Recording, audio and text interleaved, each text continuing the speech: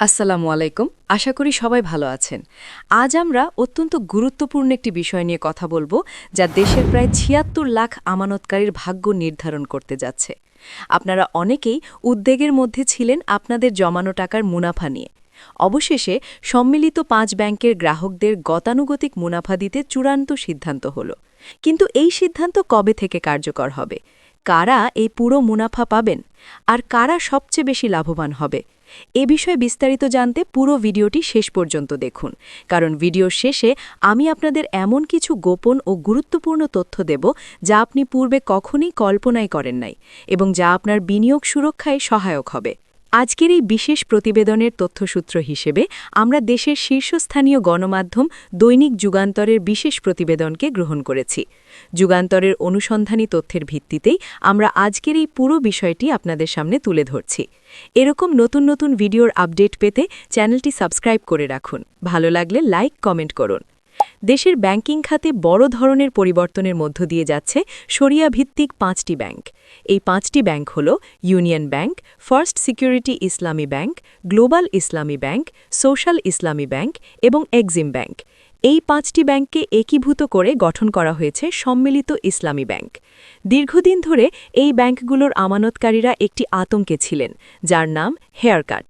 সহজ ভাষায় বলতে গেলে ব্যাংকের লোকসান সামাল দিতে আমানতকারীদের প্রাপ্য মুনাফা কেটে নেওয়া বা কমিয়ে দেওয়ার সিদ্ধান্ত নেওয়া হয়েছিল। শুরুতে ঘোষণা করা হয়েছিল যে ২০২৪ ও ২০২৫ সালের জন্য সব শেয়ারে শূন্য মুনাফা দেওয়া হবে। পরবর্তীতে ব্যাপক সমালোচনার মুখে ব্যক্তিগত আমানতের ওপর ৪% মুনাফা দেওয়ার কথা বলা হলেও প্রাতিষ্ঠানিক আমানতকারীরা কোনো মুনাফাই পাচ্ছিলেন না। কিন্তু এখন পরিস্থিতি পাল্টে যাচ্ছে।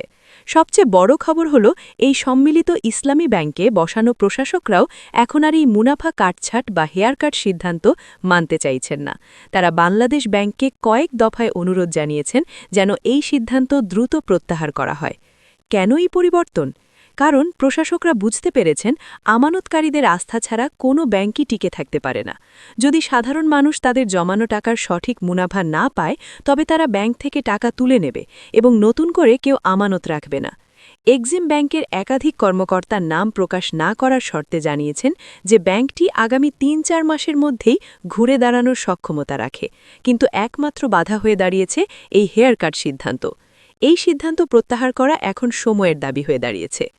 বাংলাদেশ ব্যাংকের বর্তমান গভর্নর মুস্তাকুর রহমান এই সংকট উত্তরণে বেশ কিছু সাহসী পদক্ষেপ নিয়েছেন। অতি সম্প্রতি ১৫ মার্চ গভর্নর কার্যালয়ে এক উচ্চ পর্যায়ের বৈঠক অনুষ্ঠিত হয়।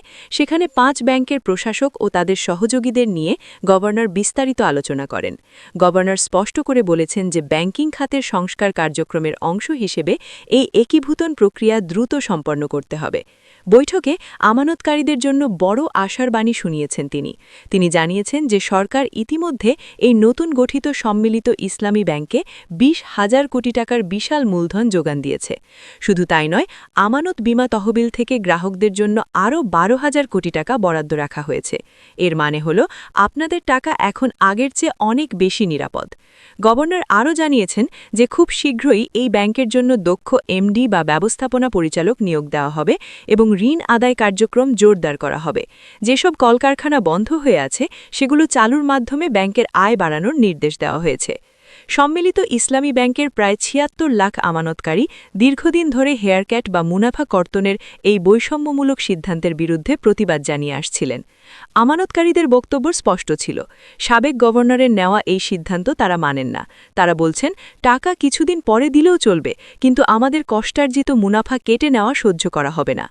আমানতকারীদের এই যৌক্তিক দাবির মুখে এবং ব্যাংকের প্রশাসকদের জোরালো সুপারিশে এখন মুনাফা কর্তনের এই কঠোর সিদ্ধান্ত থেকে সরে আসার প্রক্রিয়া শুরু হয়েছে। বাংলাদেশ ব্যাংকের সংশ্লিষ্ট বিভাগ ইঙ্গিত দিয়েছে যে হেয়ারকাট প্রত্যাহারের বিষয়ে ভেতরে আলোচনা অনেক দূরে গিয়ে গেছে। যদিও প্রকাশ্যে এখনও চূড়ান্ত ঘোষণা আসেনি, তবে পরিস্থিতি বলছে আমানতকারীরা তাদের পূর্ণ মুনাফা পাওয়ার পথেই আছেন।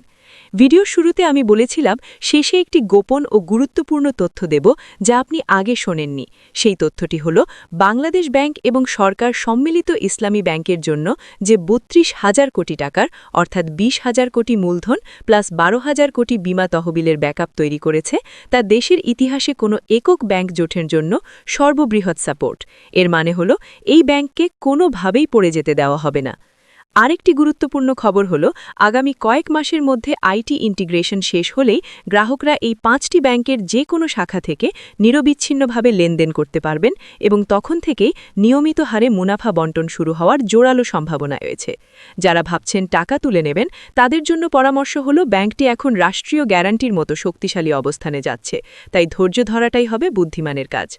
আজকের প্রতিবেদনটি আপনাদের কেমন লাগলো এবং হেয়ারকাট প্রত্যাহার নিয়ে আপনার মতামত কি তা অবশ্যই কমেন্ট করে জানান। ভিডিওটি ভালো লাগলে লাইক দিন এবং আমানতকারী বন্ধুদের সাথে শেয়ার করুন যেন তারাও আশ্বস্ত হতে পারেন। নিয়মিত ব্যাংকিং ও অর্থনীতির আপডেট পেতে আমাদের চ্যানেলের সাথেই থাকুন। ধন্যবাদ। আসসালামু আলাইকুম।